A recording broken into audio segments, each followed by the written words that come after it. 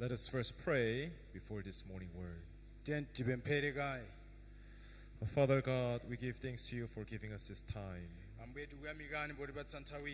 We thank you that you have gathered us here.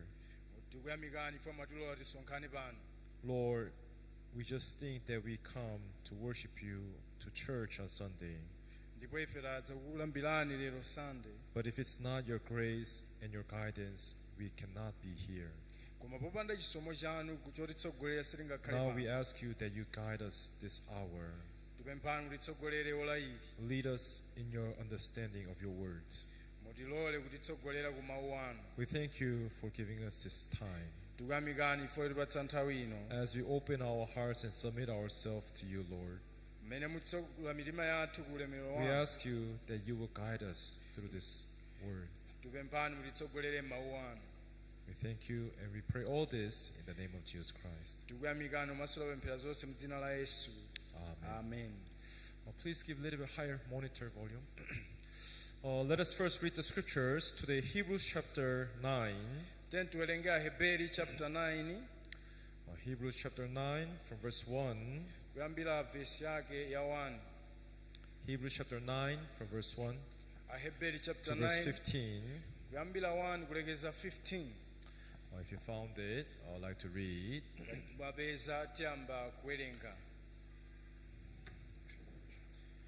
Hebrews chapter 9 from verse 1.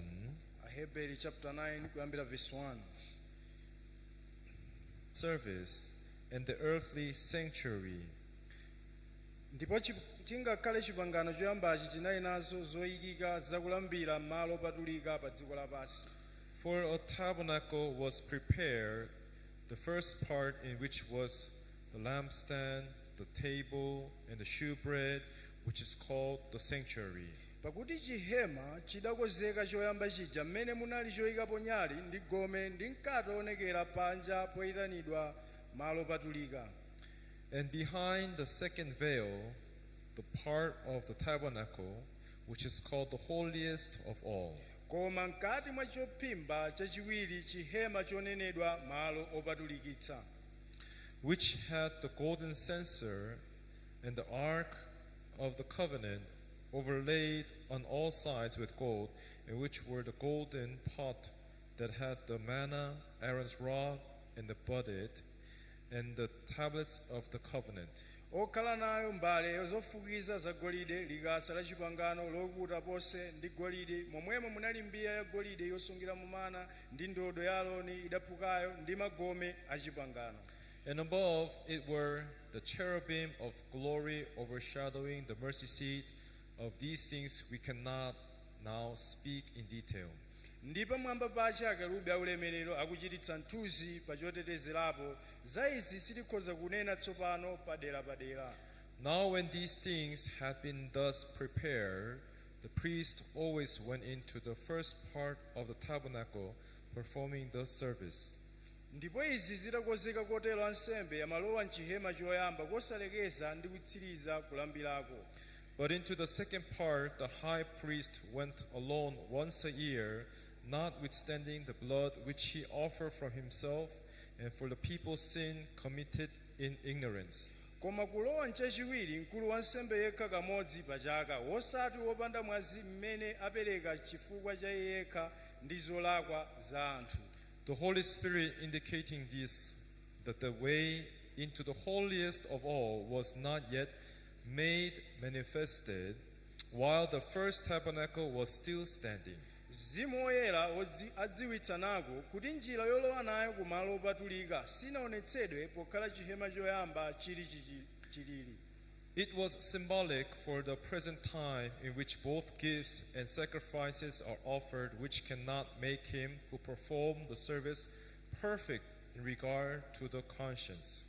Ndicho chiphiphiritso cha kunthawi yomweyi mmene mitulo ndi nsembezo zinaperekedwa zosakhoza ponena za chikumbumtima kuyesa angwiro wolambirawo. Concerned only with foods and drinks, various washings and fleshly ordinance imposed until time of Reformation. popeza akhala nzoyikika za thupi zokha ndi zakudya zakumwa ndi zamasambidwe osiyanasiyana oyikidwa kufikira nthawi yakukonzanso. But Christ came as high priest of the good things to come, and with the greater and more perfect tabernacle not made with hands, that is not of this creation. Koma atafika Khristu mkulu wa nsembe wa zokoma zili nkudza mwa chihema chachikulu changwiro choposa chosamangika ndi manja, ndiko kunena kuti chosati cha chilengedwe ichi. Not with the blood of goats and calves, but with his own blood he entered the most holy place once for all, having obtained eternal redemption. Kapena mwa mwazi wa mbuzi ndi ana ng'ombe, koma mwa mwazi wa yekha analowa kamodzi kumalo patulika atalandilako chiwombolo chosatha. For if the blood of the bulls and goats and the ashes of the heifer, sprinkling the unclean sacrifice for the purifying of the flesh, Pakuti ngati mwazi wa mbuzi wa ng'ombe zamphongo ndi makala ng'ombe ya thanthi owazawaza iwa odetsedwa upatutsa kufikira chiyeretso cha thupi, how much more shall the blood of Christ, who through the eternal Spirit offered himself without spot to God, cleanse your conscience from the dead works to serve the living God. koposa kotani nanga mwazi wa Khristu umene anadzipereka yekha wopanda chilema kwa Mulungu mwa Mzimu osatha udzayeretsa chikumbumtima chanu kusiyanitsa ndi ntchito zakufa kukatumikira Mulungu wa moyo. And for this reason, he is the mediator of the new covenant by means of death, for the redemption of the transgressions under the first covenant, that the promise of the eternal inheritance. Ndipo mwa ichi ali nkhoswe ya pangano chatsopano, kotero kuti popeza kudachitika imfa yakuwombola zolakwa za pangano lachoyamba, oyitanidwawo akalandire lonjezano la zolowa zosatha. Up to verse 15, we have read. Kufikira verse 15 tawerenga. Once again, good morning, everyone. Mwadzuka bwanji nonse. You don't know how thankful I feel that I can stand before you. Simudziwa mmene ndili othokozera kuti ndikhoza kuyima pamaso panu. I almost could not have stood here this morning. Patsala pang'ono-pang'ono kuti sindikanatha kuyima pano mmawa uno. Yesterday, actually last Thursday, I went to Zambia. Dzulo ndinapita ku Zambia masiku ambuyowa. And yesterday I was planning to come back. Ndimayenera kubwereranso. Suddenly, after about 200 kilometers after we left Lusaka, Ndititaenda pafupi 200 km kuchokera ku Lusaka. Suddenly our car stopped on the uphill. Ndi galimoto yathu napezeka mwadzidzidzi nangoyima. No matter how much you press the accelerator, the car would not move up. Kakupemerera motani simathamangaso. When we parked the car on the one side and checked, there was a leakage of oil. Ndi titayimitsa galimoto yathu napeza kuti kuchucha oilo pena pake. Oh, that's why we parked, and then when we checked, it was transmission oil. Ndi oilo amene amachoka ku gearbox. And when we realized is the mission, the gears to work, the oil must be there to allow the car to move. Ndi oilo mu galimoto akuyenera khalepo kuti galimoto izipitirirabe kuyenda. But in middle of nowhere, how can we search for this transmission oil? Ndi apo tinachita nthangwanika kuti tikhoza kupeza kutiso So oilo we amene. called our missionary, Pastor U in Zambia, Ndi tinayimbira abusa amene ali ku and Zambia. explained the situation. Ndikuwafotokozera. So he said, that I will send quickly our pastor to buy the oil and bring there. Ndi anatero nditumiza abusa athamanga abweretse oilo kumeneko. But the problem is Lusaka town, there's a very heavy traffic. Ndi koma ku Lusaka kumakhala magalimoto ambiri. From 7:30 in the morning, around 7, 8 in the morning. Kuyambira 7:30 mama. For 7 hours we have waited for the car to bring. Ndi takhala tikudikira 7 hours kuti mpaka afike mkulu ameneyo. So there I sat down under the shade, read the Bible, Ndi ndinakhala pansi pa mthunzi kumawerenga and Bible. then I listened to Pastor Park's preaching. Komanso kukonzekera ulaliki. No matter how much we wait, the car will not come. Ngakhale timadikirirabe galimoto simatulukira. Later we find out that the car which departed Lusaka, on the way there was a problem again with the brake. nde nazindikira kuti galimoto imene mabweranso munjiraso yachitikaso So zake. the car which could arrive around 1 p.m. arrived almost 3:30 p.m. Nde galimoto imene mayenera kufike 1 koloko inafika chama past 3. So quickly we put the oil inside. Nde mwachangu nathira oilo. But the big problem is, even though we put oil, if the crack or leakage is heavy, continuously, maybe after a short, like 20 or 50 kilometer, car will stop again. Ndengakhetha thira oilo koma ifoti pali bowo loti lumatukira oilo ndetiyenda pang'ono kenako athaso. So we put the transmission oil. Nde tinathira oilo ameneyi. So thankfully, Moyamikika kwambiri. the leakage was not very heavy. It was just small leak. Kabowo kake kamene kamachucha kanali kakang'ono chabe. So we have put the transmission oil Nde tinathira oilo and ameneyi. we test drive up and down. Ndikuyesera kuiona kuti zikukhala It bwanji. was working perfectly fine. Nde zinaoneka kuti ayi zili bwino tsopano. Now the question is, Nde funso ndilakuti from that point where we have them broke down, is 550 kilometers to come back to Lilongwe.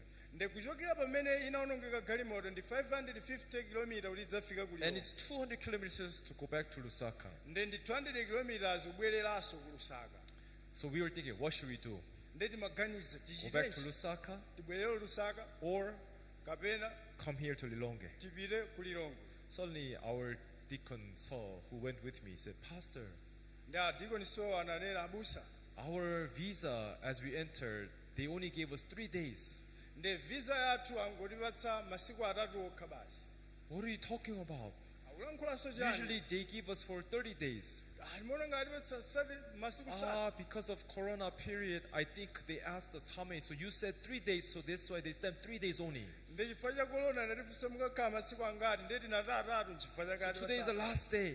Nde lero ndi lomaliza. So if we go back to Lusaka, Ngati bwerere ku Lusaka our visa will expire tomorrow. nde kuti visa yathu mawa ikhala yatha. So we have no choice to go forward. Tilibe sochitira mwina koma kupitirira. Problem basi. is, Vuto ndilakuti. with the leakage coming little by little, Nde pochucha paja oilo akutulukabe pang'ono we don't pang'ono. know how long this leakage will last us until how many Nde kilometers. sitiudziwa kuti achucha motani tikamatha 100 km. Can it get us home 550 kilometers? Kodi akwanitsa makilomita onse 500.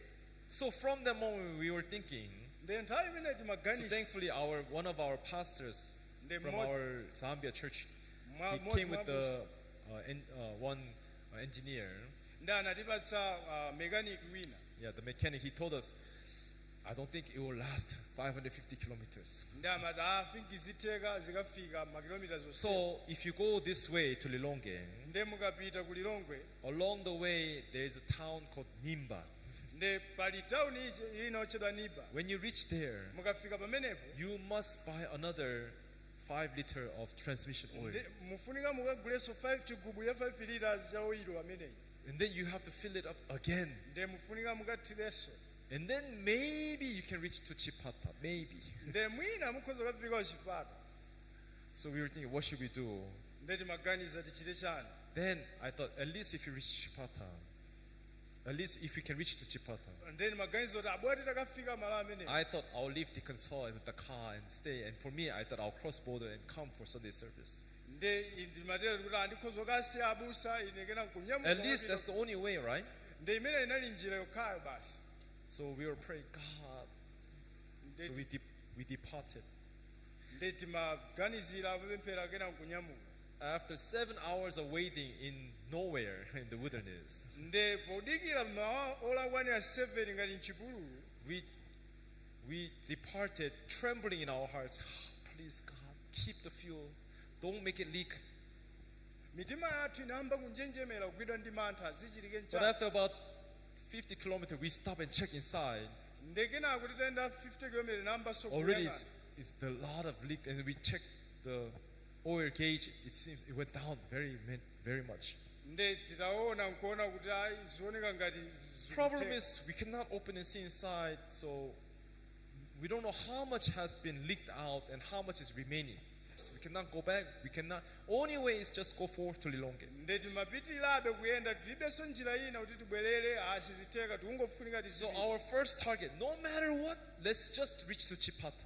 ndeti manganizo kuti bola tisetse likafike pa chipata From there to Chipata is about 400 kilometers. kuchokera pa chipata ndi 400 So km we drove now 50 kilometers, 350 kilometers remaining. ndeti nayenda 50 kutsala 50 So we drove, and then finally, about 50 kilometers later, we came to a place called Nimba.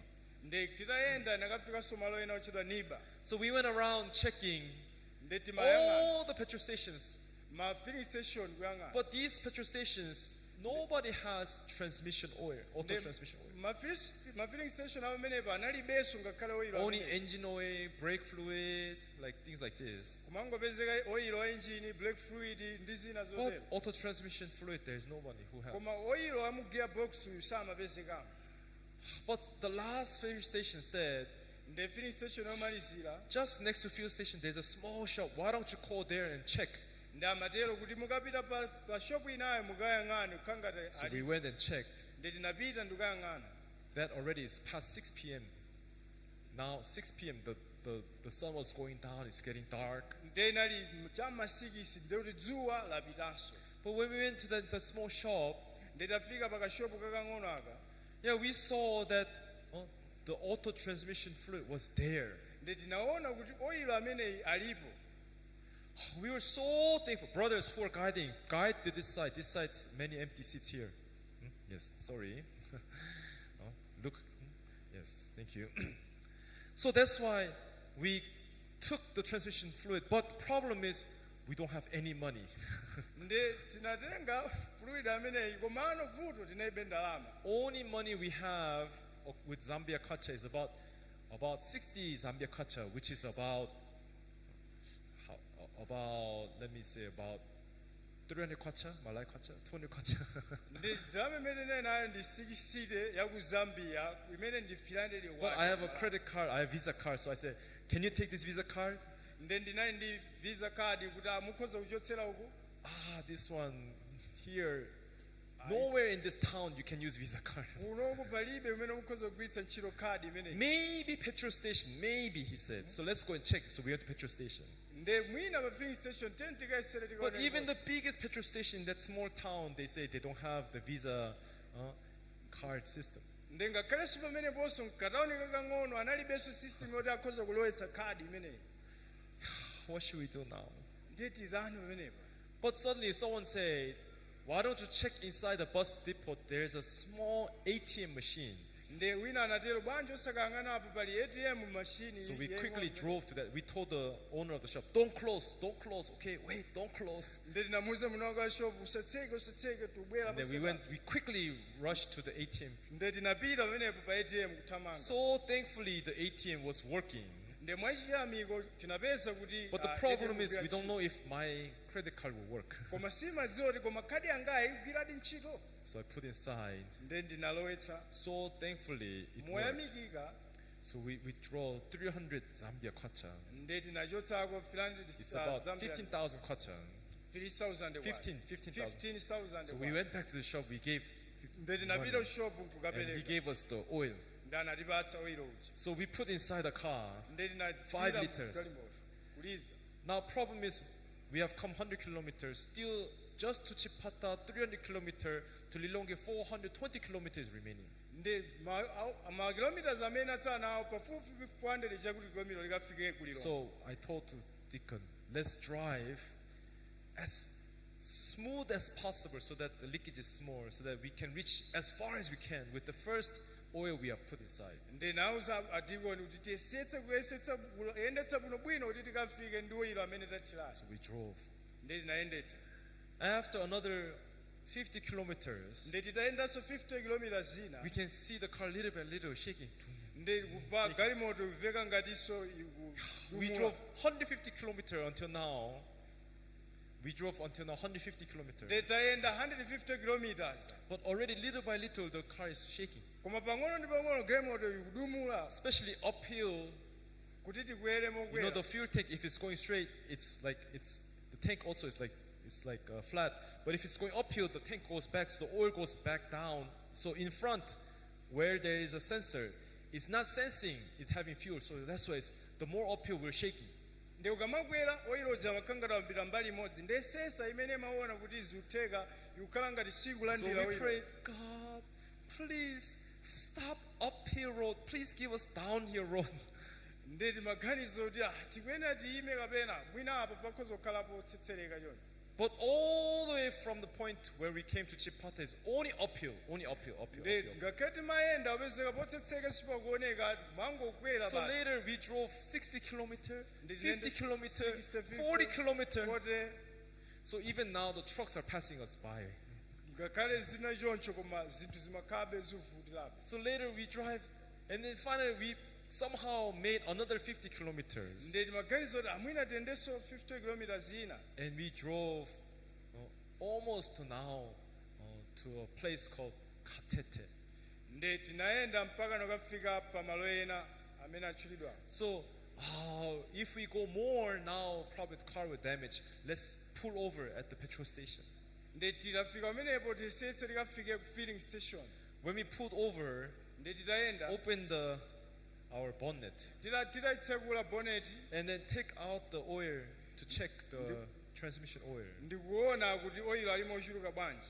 Already steam was coming out. nde timaona nthusi Because with that oil, it's going rotating. That's why it's overheating. nde chifukwa oyilo wachipamo ndekuti inatentha kwambiri ndio So matuka quickly we nthusi. opened our oil and then we pour inside again. nde tinatenga soyilo ndikuthiranso. The last 5 liters we have.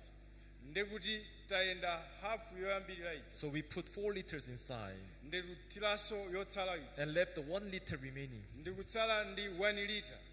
And then we start engine. Again, the car moves smoothly. So we drove quickly, 100 kilometers. Let's go. nde inayamba soyenda nkwenda 100 km mwasangasanga.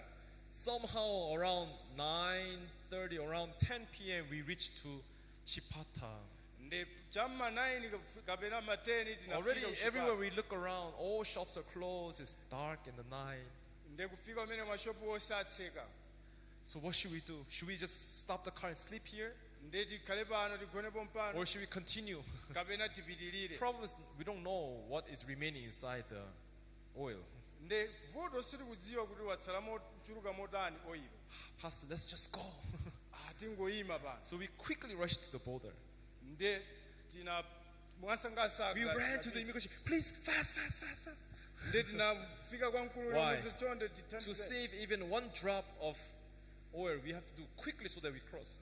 nde ndi kadropu kamodzi timafuna tithamange kuti tikhoza kudutsa. So we're, please, fast, fast, fast, fast, stamp, stamp. nde mwasangasanga. But the problem tichiteni. is, the Zambia immigration, do they know our situation?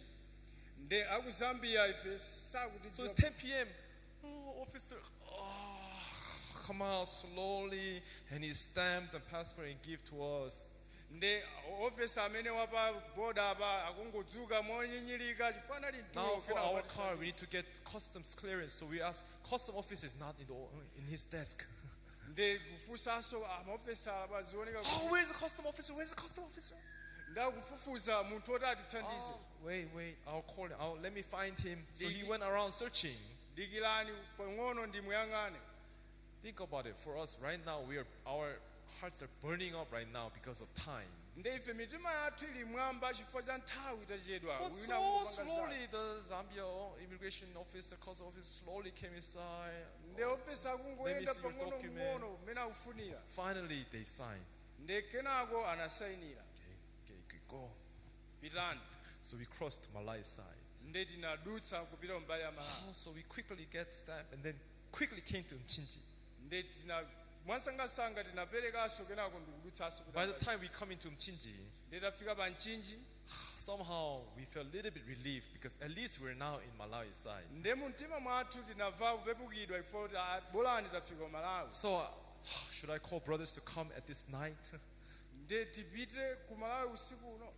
So we Atinyonga pull over usiku. to, but problem is now from Lusaka all the way to Lilongwe is 750 kilometers. nde kuchoka ku Lusaka kufika Lilongwe ndi 750 kilometers. Our car is about 60 liters.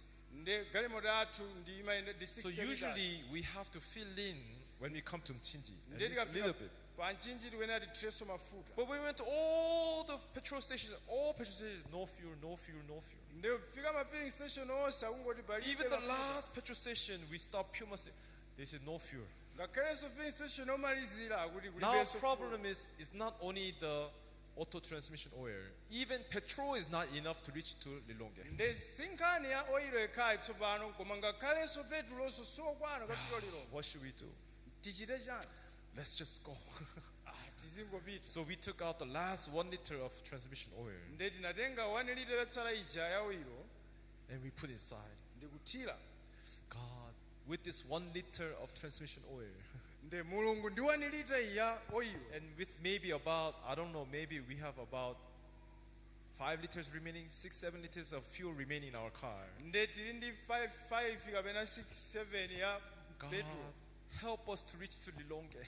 tithandizeni kuti ndi zimenezi tikafika ku We Lilongwe prayed and blessed our car. kupemphera kuti mudalitse galimoto yathu And then we switch off all the any electronics. We switch off AC or fan or anything. We switch off, make zero, and then we drive only 80 kilometers. We drive nde tinazimitsa zinthu zonse yakondishona chani ndikumayenda 80 kilomita because 80 kilometer is the very it's a very good speed and very stable speed which can use the most least fuel.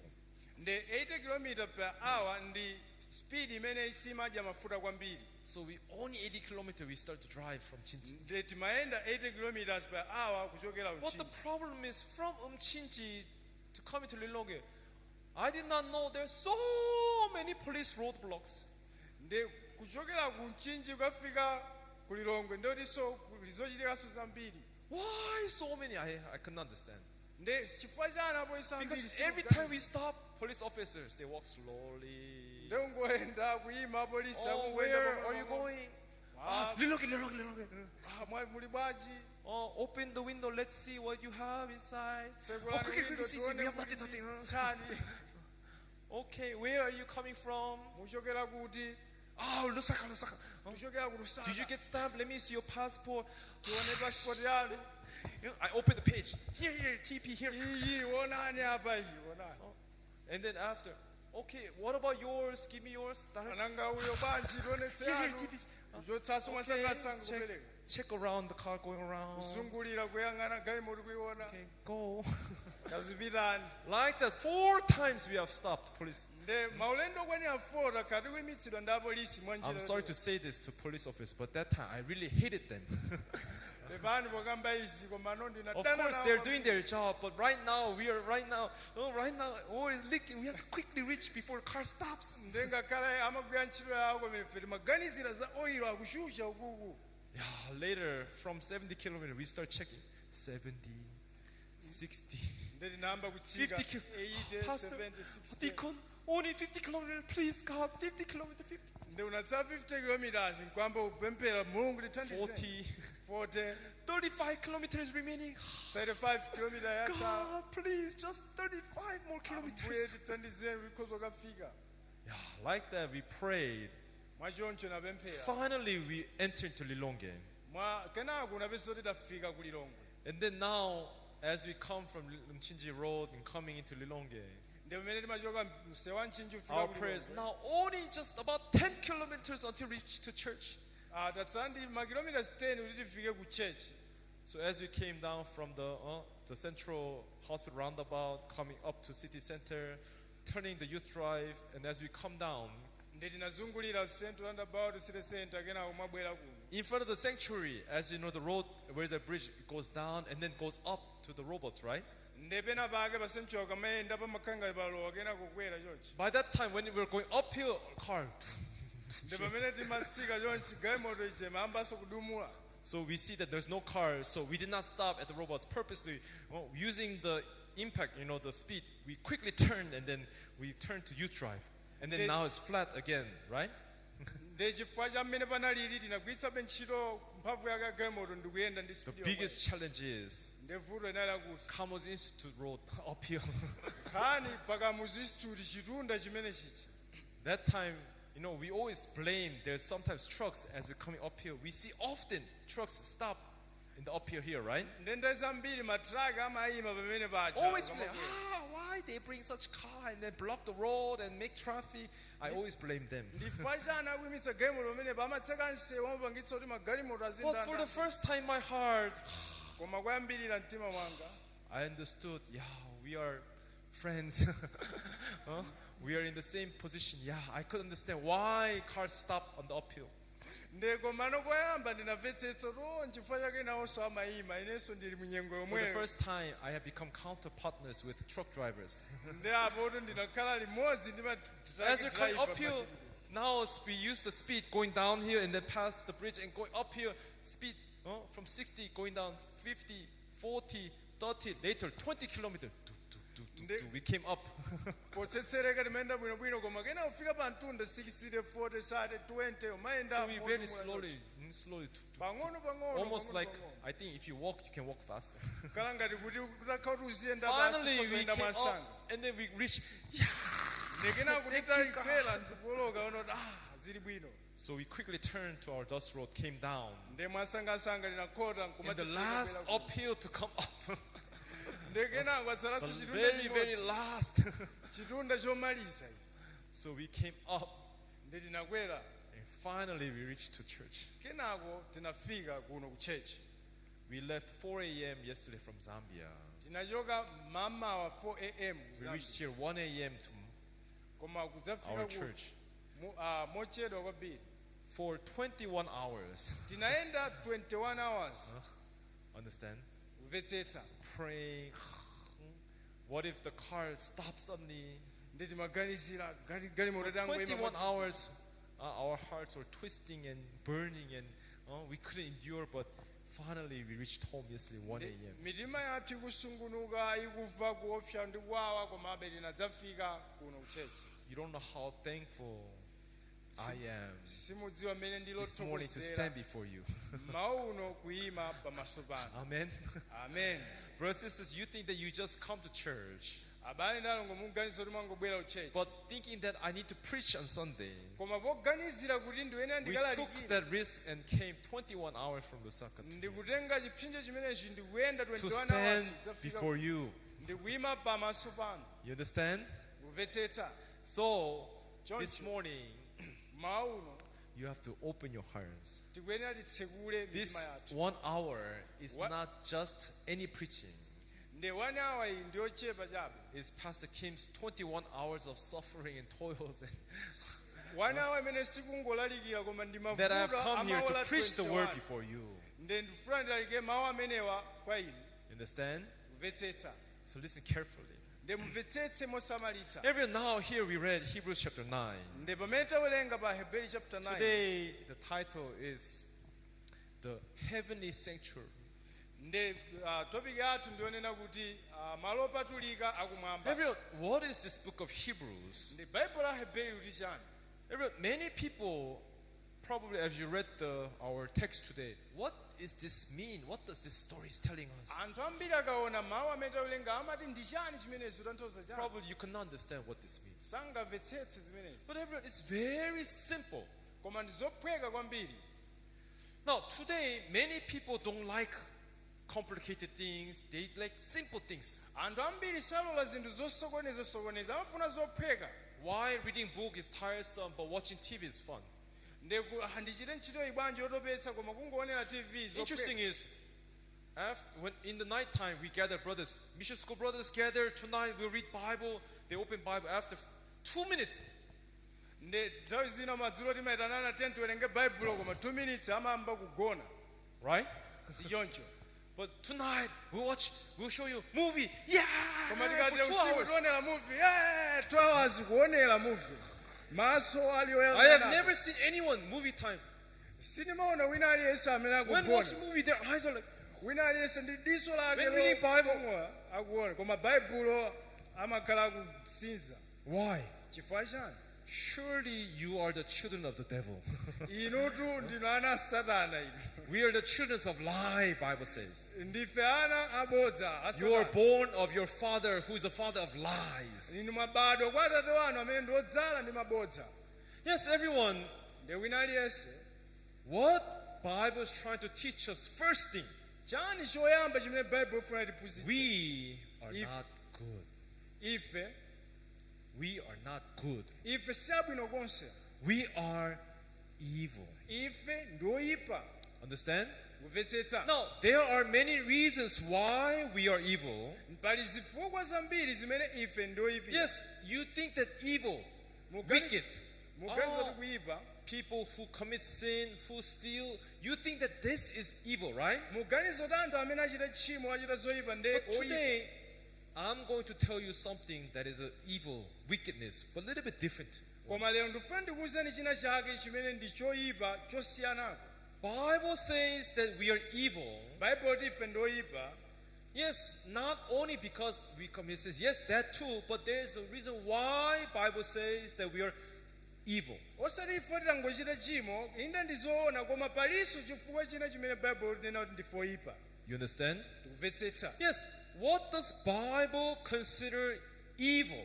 ndi chani chimene baibulo lilitenga kuti ndi What choyipa is Hebrews chapter 9 trying to teach us? aheberi chapter 9 ifuna tiphunzitse chani What Hebrews chapter 9 is trying to teach us is that chimene ifuna tiphunzitse aheberi chapter 9 there is the earthly tabernacle which God showed to Moses to build in this earth. pali chihema chapa dziko lapansi chimene mulungu anamuonetsa mose kuti amange Now let's see from verse 1 here. Hebrews then chapter 9, tione verse 1. kuyambira verse 1 Even if you see here, mukaona apa indeed, even the first covenant had ordinance of divine service and earthly sanctuary.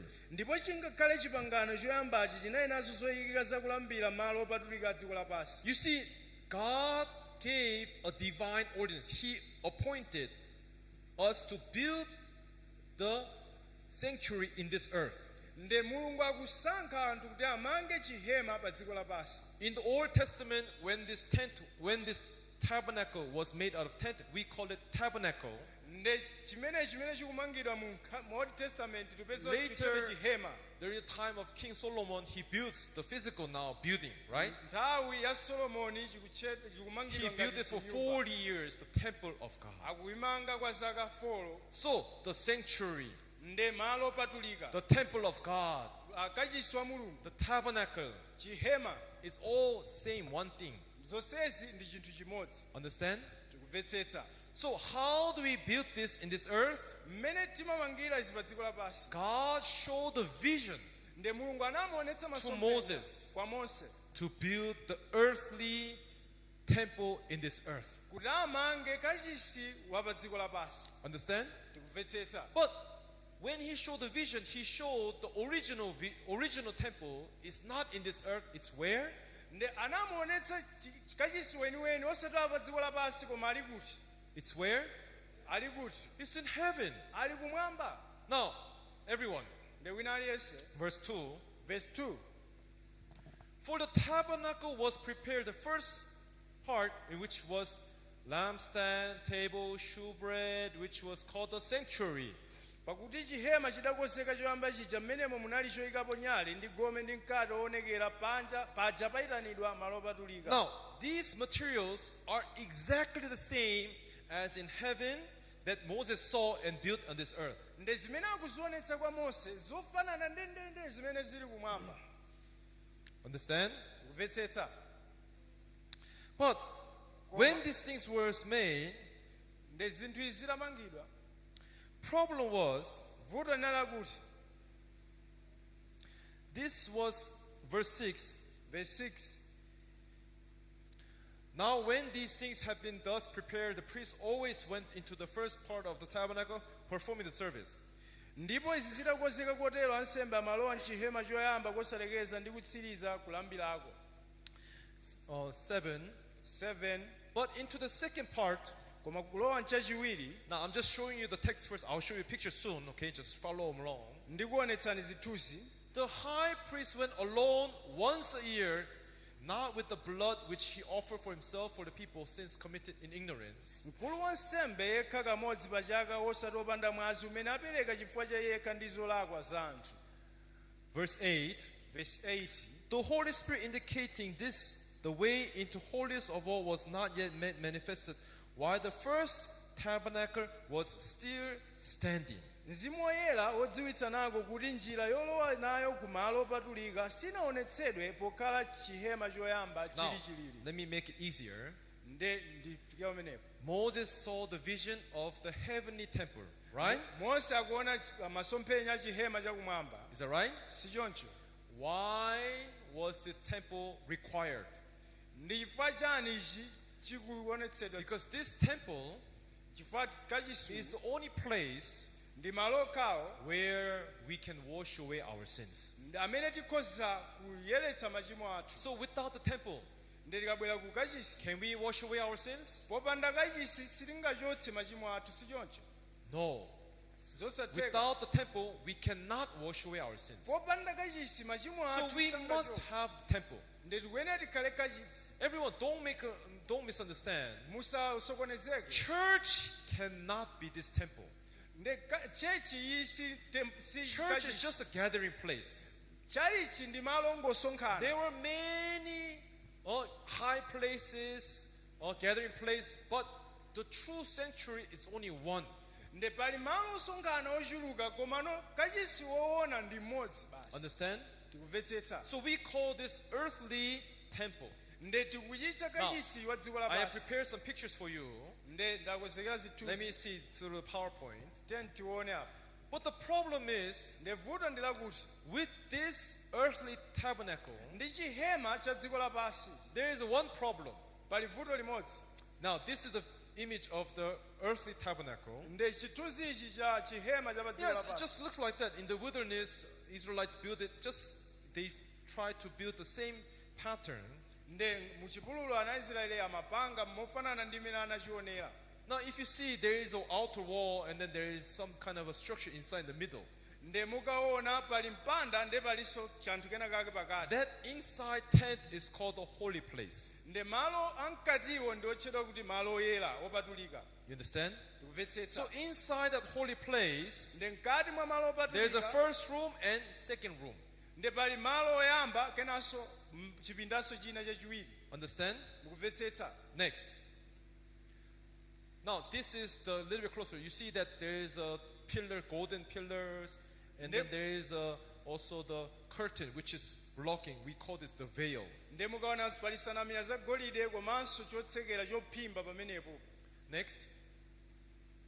Now, this is the closer look of that holy place, smaller tent inside the tabernacle.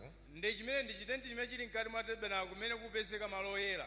Now, just for your information, if you read through verse 1, 2, 3, 4, it's about this describing about the materials, okay?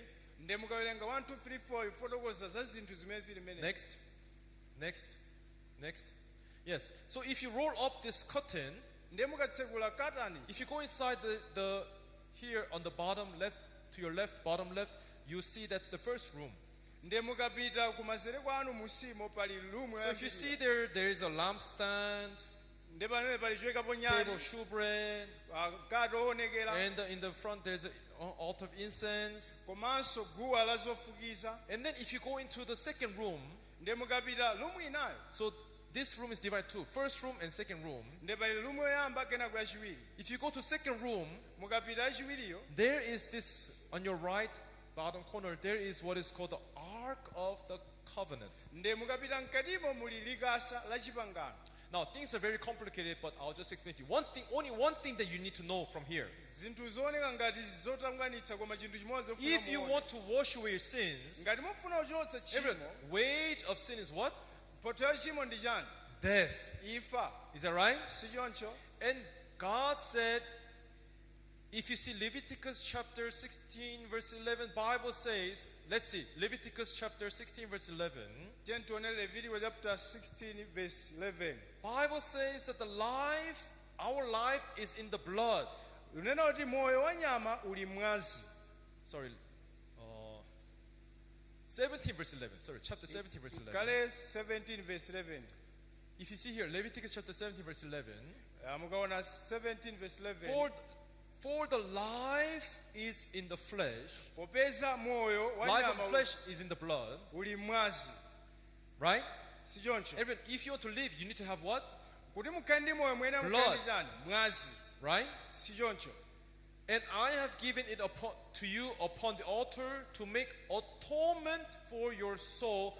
It is the blood that makes the atonement for the soul. ndipo ndakupatsani uwu pa guwa lansembe kuti ukhale tupange chotetezera cha moyo wanu. Ndi mwazi umene uchita chotetezera cha moyo wanu. Now, all our Christians, believers out there, Ndi okhulupirira nonse get this right. tendimvetsetse ichi.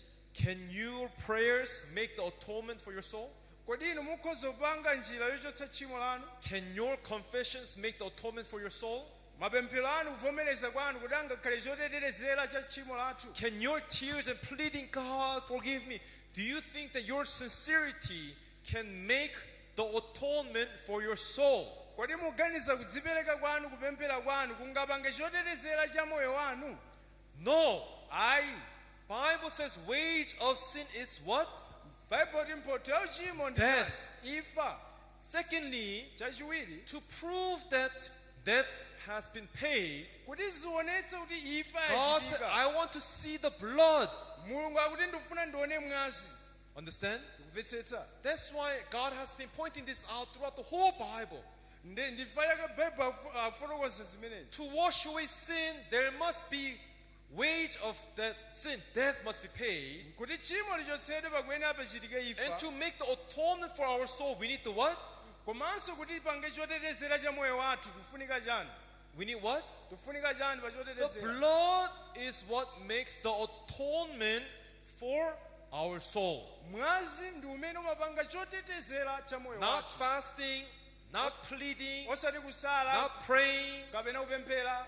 Yes, this is a part of faithful life, but it's not what is being used when making the atonement to wash our soul clean. Ndizimaoneka ngati zauzimu zachikhulupiriro koma ichi si njira yochotsera So let's go tchimo back to lathu. the PPT, the PowerPoint. So if you see in this picture, Ndiye mukaona you chithunzi. see this bottom right hand corner. Mukaona chithunzicho. This you see a man. That's priest. He's wearing the white garment, and then he has a hat on his head, and he's holding a pot, and he's sprinkling something, right? Ndiye mukamuona wansembe amene wavala chinthu mumutu mwake wakunyamula What mbale. he's sprinkling is right now blood. Ndiye akuwaza mwazi pamenepo. On that Ark of Covenant, God said, you must sprinkle blood 7 times. Ndiye pa likasa nandero kuti umuwaze mwazi ka 7. This is a proof. Kuonetsera When I see the blood, kuti pamene ndiona I mwazi will forgive you. I will confirm to you that your sins are forgiven. ndiye ndidzachita ntchito ndipo ndidzakhululukira tchimo lanu. And this blood cannot be just, you cannot just go and then just leave it in front of God and say, here, this is the blood. Ndiye mwaziwo sungangoutenganso nkuwuyika patsogolo. You cannot do that. Kupanda choncho. The blood must. Mwazi It's a ukuyenera. must. Zikuyenera. Must. Kuyenera.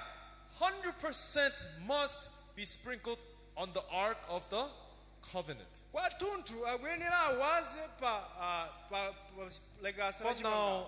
next picture. Tione chithunzi Well, china. one thing you must know, Choti mudziwe. I told you that there is a different kind of sin, right?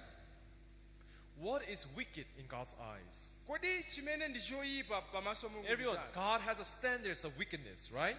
Kodi mulingo wa Mulungu wakuchoyipa ndi chani? Is that right? Kumvetsetsa. If you see please don't find it, I'll just tell you. Romans chapter 1, Bible says, Aroma chapter 1 Bible ikuti. why humans are wicked?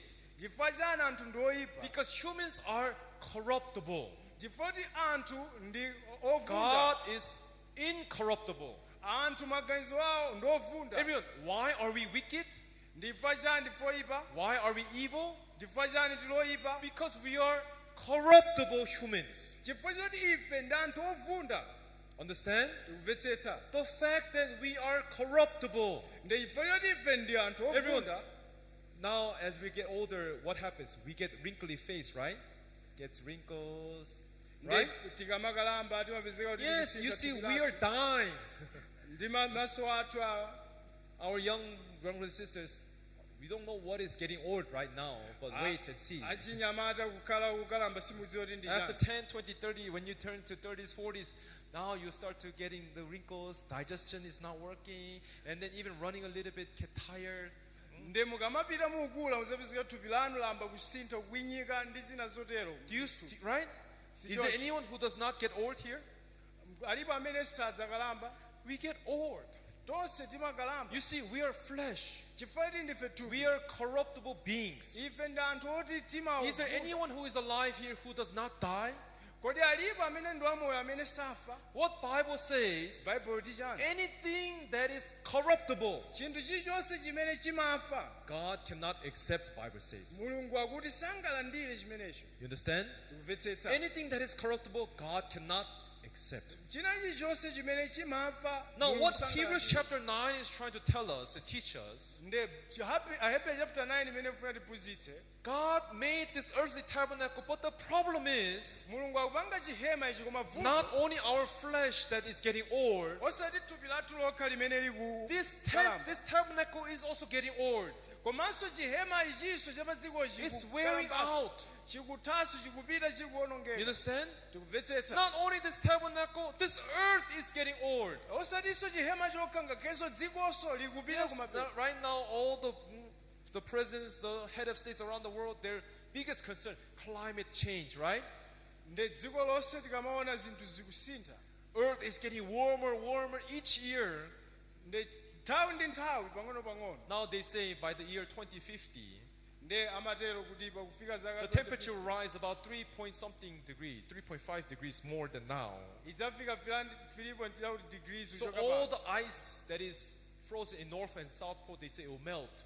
Ndakuti ISS amene ali kumbali So many yakumwera of these island countries, you know, island country, right? Small island countries, nde maiko awawo amene Like- kuliko zizira Pacific island country, Pacific islands. ku chilumba cha Pacific There's one country called Kiribati in Pacific Islands. ochedwa kuli malo ena ochedwa Kiribati The kumeneko. highest elevation in Kiribati, do you know how high it is? Nde malo okwera kwambiri. For example, Malawi, the highest place is where? Ku Malawi malo okwera kwambiri ndi kuti Mount Mulanje, right? 3,000, how high? 3,000, how many? 3,000, about 4 meters high, is it? 3,003, something like that, right? nde ndi kumulanje kumene malo ake ndi okwera Let's say kwambiri. 3,000 meters high, right? Tilekeze 3,000. Lilongwe is right now 1,000 meter high, right? Pamene malo akulilongwe ndi So highest point in Malawi, 3,000. Yeah, Nde 3,000. malo You have to, from the sea level, you have to go 3 kilometers up to reach 3,000. nde kuti tifika pamenepo tiyendera tende 3,000 kilomita kufika pamenepo. Do you know what is the highest point in the island of Kiribati?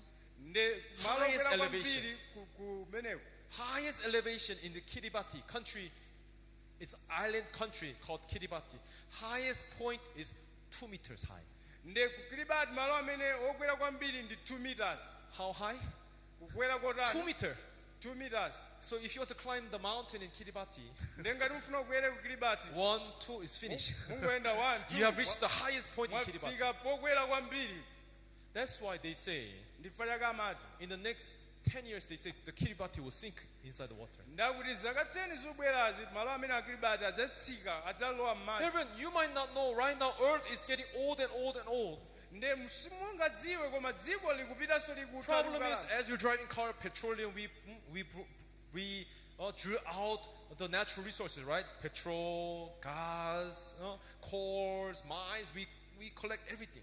Nde tikamayendetsa magalimoto utsi wake uja kupereka kupita ku dziko zinthu zambiri And zisokoneza. what happens as people drive the car? Gas is burnt and it's vaporized. It's sent to the air. It's gone. We cannot bring it back. Nde pamene tayendetsa galimoto watuluka utsi wapita mlengalenga wapita amene That's subwereranso. why the whole world is now concerned. If we waste all the petroleum, how are we gonna drive car now? Nde ngati petrol esatapita mafuta osatapita nde tikatenga kuti mafuta The whole oyendetsa world magalimoto. must come to stop. Nde kuti dziko lonse likuyenda kuyima magalimoto onse. No transportations. Kupanda No more kuyendetsa airplanes. opanda ndege No more kuyenda. cars, vehicles, motorbikes can move around. popanda china chilichonse choti chikhoza kuyenda ngakhale njinga Then what happened? zametsetse. We have to go back to the Middle Ages, middle time where we ride horses now again. Nde tiwene tibwererenso kwakale komakwera mahosi. That's why scientists they develop what? Solar energy. Ndi chifukwa chake akuyika solar izi. Because solar energy is endless.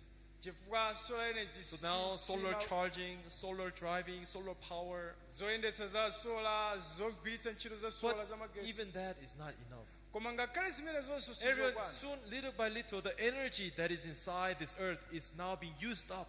nde pang'ono mphamvu imene ilipo mu dziko ikugwiritsidwa ntchito Ozone layers is breaking apart ngakhale ozone layer because of ikuwonongekaso too many factories and too many burnings of petrol. pali mafactory ambiri amene Pollution. akuchitika akuwonongaso You see, everything in this earth nde dziko ili zinthu is zonse not eternal. sizokhalitsa And siyamuyaya that is what Bible say it is evil. ndifa yake baibulo akuti chimenechi nchoyipa Understand? tikumvetsetsa Everyone, we are evil. ife ndoyipa Why? chifukwa chani Because we are corruptible. chifukwa ife This samuyaya earthly tabernacle is evil. ngakhalenso chihema cha pa dziko lapansi Why? choyipa chifukwa chani It's corruptible. sichamuyayanso This earth itself is all evil. dziko lonse ndi loyipa Why? chifukwa chani Because it's dying. chifukwa likufa Anything that fade away, likutha anything that dies, china chilichonse chimene Bible chimaonongeka says it is evil. baibulo likuti chimenechi nchoyipa Understand? tikumvetsetsa That is why ndifukwa chake God wants to give us. mulungu afuna atipatse He has power to introduce to us what is not evil. ali ndi mphamvu imene afuna ayipereke So, kwa ife imene first condition to be not evil, ndi choyambirira kuti isakhale oyipa it must be eternal. chikuyenera chikhale chamuyaya You understand? tikumvetsetsa Do you understand? kumvetsetsa So God lives in eternal world in heavens. nde mulungu amakhala mu dziko la muyaya God himself is eternal. mulungu mwini iyeyo ndi wamuyayanso That's why we say that God is good God. ndifa yake timati mulungu ndi mulungu We wabwino. cannot say in front of God that we are good people because we are corruptible. ife sitinganene kuti pamaso pa mulungu ndife abwino chifukwa You see, timafa Bible is telling us baibulo likutiuza out of the many reasons why we are evil is nde pa zifukwa zambiri chifukwa chani one thing tiloyipa that you must remember. chimodzi mwene mukuyenera kukumbuka God lives in eternity. mulungu amakhala ku nthawi yamuyaya Let's say God has everything, physical things. nde Let's just for example, tiyerekeze kuti mulungu ali ndi let's say God has a car like us. tiyerekeze ali mgalimoto ngati I told you my testimony how I came here, right? nde ndinakufotokozerani Surely my car is evil. ngakhale galimoto angaso ndiyoyipa Why? chifukwa chani Because it's wearing out. chifukwa But let's say ikaso ikutha God has a car in heaven. nde tiyerekeze kuti mulungu ali mgalimoto Do you think it will mwamba wear out? kodi iwonongeka imene Let's say ikutha there's a cup in heaven, kapena kuli kapu ku tree heaven, in heaven, mtengo kumwamba river in heaven, kachani kumwamba chileka. anything that dry up, die away, no more fruit, anything like that. kodi zimenezi zingathe Even kumwamba trees in this world, if you burn it with fire, it will burn up and die. mitengo ukayatsa moto pa dziko Do you think the tree in heaven will burn and die? koma yakumwamba kodi ingayakenso ingaonongeke If there's a Bible says there's a river of life, water of life flowing in ngati heaven. kuli mtsinje wa moyo kumwamba Do you think that not every river is clean? If rain comes, the dust comes up and it's dirty. If you rate the how clean, there's level 1, 2, 3, 4, 5 different levels of pure water, right? nde mukaona pa dziko lapansi pamakhala zochitika zambirimbiri ndipo madzi amakhala osiyanasiyana kaonekedwe kake Level 1 is the purest water in this world. nde madzi abwino kwambiri mdziko Do you know what is the pollution level of heavenly river? mukudziwa madzi abwino kwambiri mu It's not even level 1, it's level 0. si level 1 koma level 0 It can never corrupt. sangaonongeke Understand? tikumvetsetsa You see, that is God's world. nde mmene mulungu God alili consider a good product that is eternal. nde mulungu akuchitenga chinthu choyenera chabwino chimene ndi chamuyaya Then we people who are getting old and dying and fading away, are we good?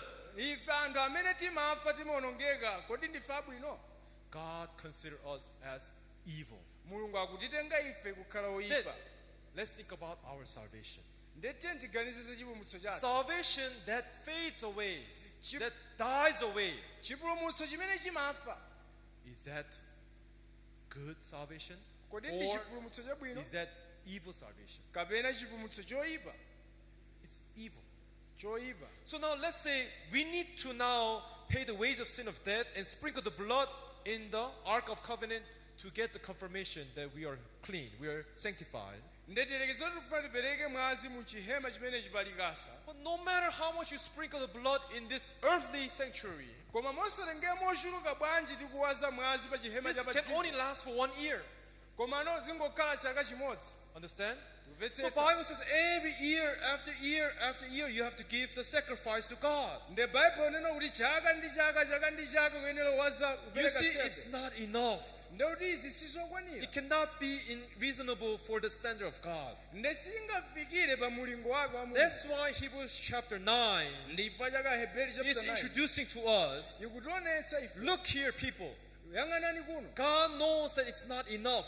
Mulungu akuti sizokwana. That's why God wants to reveal the second covenant. Ndifa chake Mulungu We akubweretsa call this the pangano new covenant. akupereka pangano And latsopano. Jesus Christ is that new covenant. Nde Yesu Kristu ndiye pangano But it's latsopano. not only Jesus Christ, Osati Yesu Kristu yekha. even the tabernacle must be new tabernacle. ngakhalenso chihema chikuyenera chikhalenso chatsopano. Heavenly tabernacle. Ikhale chihema That's why chakumwamba. we cannot use this earthly tabernacle. Ndifanire sitingagwiritse ntchito You see, our sins cannot be washed away in this world. machimo athu sangachotsedwe mu dziko Because lapansi. if it's washed away in this world, chifanga tachotsedwa mu dziko lapansi. it will become corrupted again.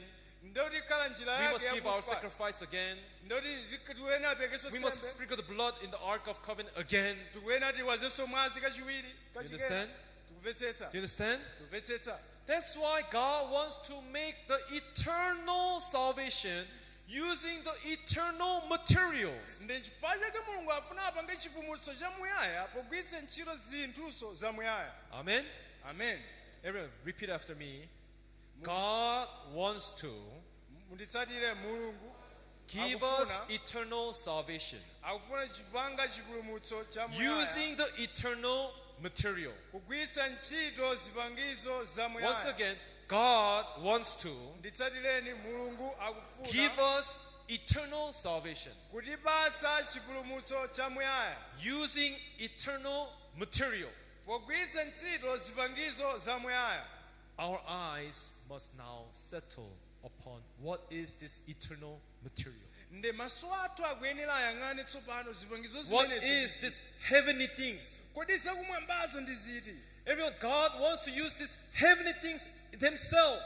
Nde Mulungu afuna agwiritse yekha zinthu That's why zamuyaya. Hebrews 9 is trying to now reveal to us. Ndifa chake Mulungu akutionetsera kwa ife. Look here, people. Yang'anani kuno. As God told Moses to build the earthly tabernacle in this world, Monga Mulungu amuza Mose kupanga chihema. the earthly sanctuary, Chihema cha padziko you know what? mudziwa chani? This is corruptible. Ichi nchakufa Next chowonongeka. picture. That's why God wants to make us God wants to reveal the heavenly tabernacle. Ndifa chake Mulungu akutionetsa chihema chakumwamba. Amen. Amen. How hopeful is this? Next picture. Kodi izi ndizopeka chiyembekezo. Not only that, osati chokhacho. inside the tabernacle we saw the holy place, right? Mkati mwa chihema tinaona malo oyera. So this is a picture of the holy place that is made in this world. Nde ichi ndi chithunzithunzi cha chihema malo oyera Just apadziko. like that there's a holy place in the earthly sanctuary. Monga pali malo oyera padziko la What do you apansi. think? Do you think that there will be holy place also in heavenly sanctuary? Muganiza bwanji kutinso aliponso malo oyera ku chihema chakumwamba? Yes, of course. Zoona. Next. That's why God wants to introduce to us now there is a heavenly sanctuary and heavenly holy place. Nde akutionetsanso malo opatulika malo oyera akumwamba. Amen. Amen. You see, without knowing these things, without knowing the word, just praying, God, please forgive. It will never work. Nde posadziwa zinthu mangopempherapo sizigwira ntchito. We must clearly know the word. Tikuyenera kudziwa mawu a Mulungu. After you know the word, is when then we can go into believing in the word. Nde pamene mwadziwa mawu ndi pamene mukhoza kukhulupirira mawu. You cannot just skip the knowing and then go right away to believing. It's impossible. Sizimungangodumpha kungofikira pena kena That's kunkukhulupirira why faith osadziwa. comes by listening. Ndifa chake tikuyenera Listening to kumvetsera. the word of God, Bible says. Tikuyenera kumvetsera mawu a Mulungu. And Bible says you want to be saved? Ndipo tidzapulumutsidwa Bible ndi says you mawu. shall know the truth. Baibulo limudzazindikira And the choonadi. truth shall set you free. Ndipo choonadi chidzakumasulani. Amen. Amen. So first you have to know it. Ndi choyamba tikuyenera So tidziwe. now next picture please. Now, the most important thing. Ndi chinthu cha mtengo We must wapatali. sprinkle the blood at the what? Tiwaza mwazi pachani? Ark of the covenant. Tupalika pangano That's lachipangano. in the which room? First room or second room? Mu malo achiwiri kapena oyamba? It's in the second room. Malo achiwiri aja. Everyone, most important thing is chofunika kwambiri. This Ark of Covenant, the picture down there, is the earthly Ark of Covenant. Nde likasa metuliona apa ndi la dziko lapansi. Next. But God has heavenly Ark of Covenant. Koma mulungu ali ndi likasa la chipangano lakumwamba. Amen. Amen. Hallelujah. Amen. We have Ark of Covenant in heaven Tili ndi likasa la chipangano kumwamba. that does not fade away, Limene that silionongeka. cannot become corruptible, Limene that silifa. cannot disappear, Kapena kusowa. that stands there forever, eternally. Limene likukhala pamenepo nthawi yonse yamuyaya. Now then, everyone, Nde wina aliyense. where do you think God wants to sprinkle the blood? Muganiza kuti mulungu afuna mwazi uwazidwe kuti. In this earthly tabernacle, in the Ark of Covenant, Chihema cha pa dziko lapansi chimene chionongeka. or in the heavenly tabernacle, in the Ark of Covenant? Kapena chihema chakumwamba pa likasa la chipangano. Where do you think God wants to sprinkle the blood? Muganiza kuti mulungu afuna mwazi uwazidwe pati. In the heavenly Ark of Covenant, everyone. Kulikasa la chipangano Amen. lakumwamba. Amen. Now, problem is, Koma vuto, then who is authorized to go inside there? kodi ndi ndani amene wapatsidwa lamuliro lowa mkati? Only who? Ndi ndani yekha? Only the high priest. Wansembe wamkulu yekha basi. What did we learn from the previous words, previous preachings that we have heard about this? Tinaphunzira chani mbuyomu pamene timaona Jesus Christ is what? Yesu Khristu ndi ndani? Our high priest. Wansembe wathu wamkulu. Oh, he's not born from the Levite tribe. Sanabadwe kwa Levi He is born amene. from Judah tribe. Wabadwa kwa Yuda. Yes, Zoona. but Koma. he is the last high priest, Iye ndi wansembe omaliza. following the order of what? Kutsatira dongosolo la ndani? Following the order of Kutsatira Melchizedek. dongosolo la Now you Melchizedek. see, all these puzzle pieces are coming together, right? Nde mukhoza kuona zonsezi Is ubwera that right? pamodzi. Mvetsetsa. Who is our high priest? Wansembe wathu wamkulu ndani? Jesus. Yesu. That's why Jesus Christ has to come down. Ndi chifukwa chake Yesu akuyenera abwere. Everyone, time has already gone. Nthawi yapita. I cannot finish this today. Sindingamalize izi lero. I'm just explaining to you the heavenly sanctuary. Ndikungofotokozerani malo opatulika akumwamba. Everyone, read carefully Hebrews chapter 9. Muwerenge bwinobwino Aheberi This chapter 10. heavenly sanctuary is there. Ndi malo opatulika akumwamba alipo. Now, we know Bible has revealed to us who is our high priest, who is authorized to go inside this heavenly sanctuary. Nde pano tikudziwanso ndi wansembe wamkulu wathu walolezedwa kuti alowe kumene kundani. Only one Mmodzi yekha who can go inside. amene akhoza kupita mkati. Who is that? Ndi ndani amene? Jesus. Yesu. But before he do that, Koma asanachite zimenezi, he must come down to this world akuyenera abwere ku dziko and lapansi. bear the sins of the people of this Ndi world. kunyamula machimo a anthu. Since the wage of sin is what? Popeza mphotho wachimo Death, ndi he chani? must die on the cross. Ndi akuyenera afenso pa Now, mtanda. after he died, Atafa, what does he have to do? akuyenera achite chani? He has to defeat the death. Akuyenera agonjetse Why? imfa. Chifukwa chani? He has still a duty remaining Pali udindo umene What? wayachita. to Chani? take the blood into where? Ndi atenge mwazi kupita nawo kuti? Heavenly sanctuary. Ku malo opatulika Why? akumwamba. Chifukwa chani? To sprinkle the blood before the ark of what? Covenant. Kuti akawase mwazi palikasa la chipangano. You understand? Timvetsetsa. If this is not done, Ngati izi sizinachitike, no matter you go to church, kaya umpita no chechi, matter how much you say you believe in God, kaya unena kuti no matter makhulupirira how much you motani, say you believe in Jesus Christ as my Savior, kaya unena kuti makhulupirira Yesu ngati mbuye if he mfumu does wanga. not carry this blood into that ark of covenant, Ngati sinkani yotenga mwazi kupita not in this palikasa, world, in heaven, osati pa dziko lapansi, heaven. kumwamba, in heaven, kumwamba, in heaven, everyone. kumwamba wina aliyense. Amen. Amen. That's why what is the life of faith? Ndi chifukwa chake moyo We wachikhulupiriro do ndi not chani? look at ourselves. Osadziona We tokha, look in the Bible, kuwerenga and Baibulo, through the Bible, kudzera m'Baibulo we see will of God tikuona chifuniro cha Mulungu in heaven. kumwamba, In heaven. kumwamba. Amen. Amen. Everyone, that's why Ndi chifukwa chake I want to just introduce to you today ndikufuna ndiyambe that kuonetserani there is a heavenly sanctuary where we are are able to wash away our sins. kuti pali malo opatulika kumwamba kumene tchimo lathu Now, lichotsedwa. we cannot go inside there. Ife sitingathe kulowamo. But there's someone who can go inside there for us. Koma pali wina amene akhoza kulowamo m'malo mwa Our high priest, wansembe wathu wamkulu, Jesus. Yesu Khristu. Everyone, now this week, we Nde have wiki Christmas. tikuona Right? izi. Yes, reason why the day we celebrate the birth of Jesus Christ. Ndifukwa chani ndikuona Yesu Khristu. Of course, it's not the very day that Jesus was born. Nde tsiku limene Yesu But anabadwa. before you ndikuona spend za- this Christmas, I want to tell you this. Koma ndifuna ndikuwuzeni ichi. Why was it that Jesus Christ had to come? Ndifukwa chani Yesu amene abwere. Because he is heaven itself. Kuti iyeyo chifukwa choti iye ndi wansembe Everyone, wakumwamba. repeat after me. Jesus Yesu is heaven itself. kuti iye wakumwamba. Jesus is what? Yesu ndi ndani? He's heaven itself.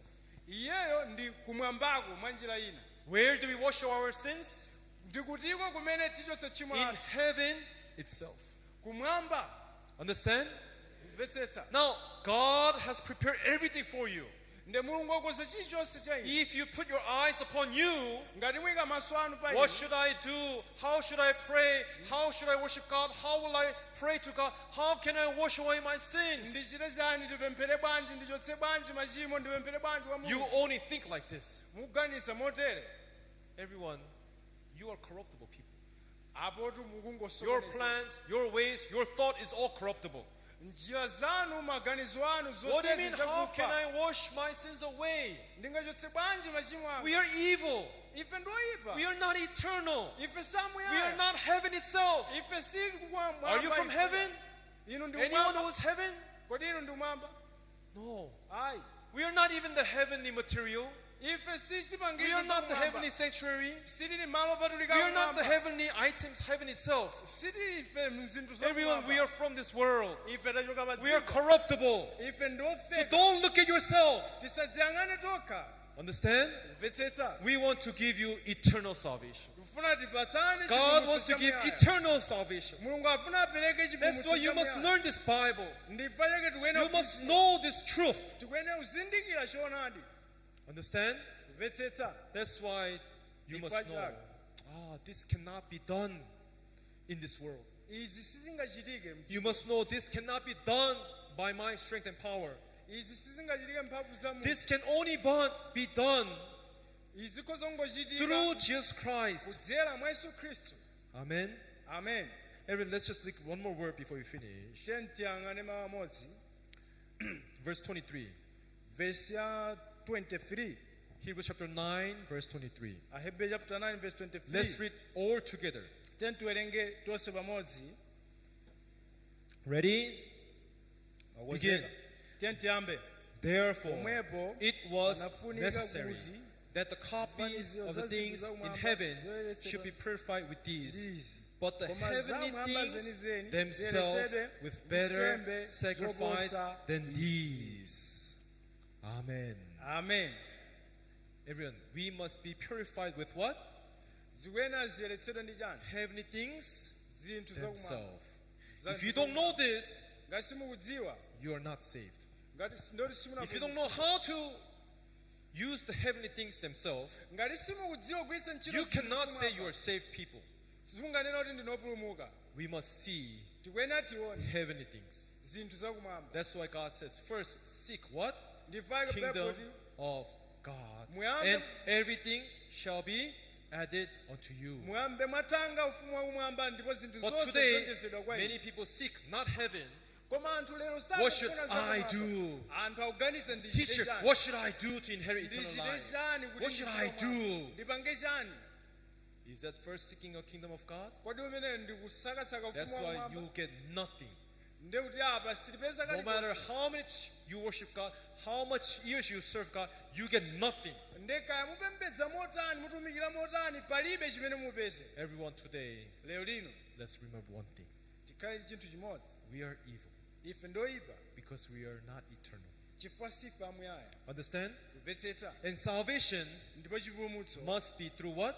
chikwena chikhalodzera mwa Heavenly things zinthu zakumwamba themselves. zinthu zakumwamba zokha basi. Amen. Amen. Even the priest must be from heaven.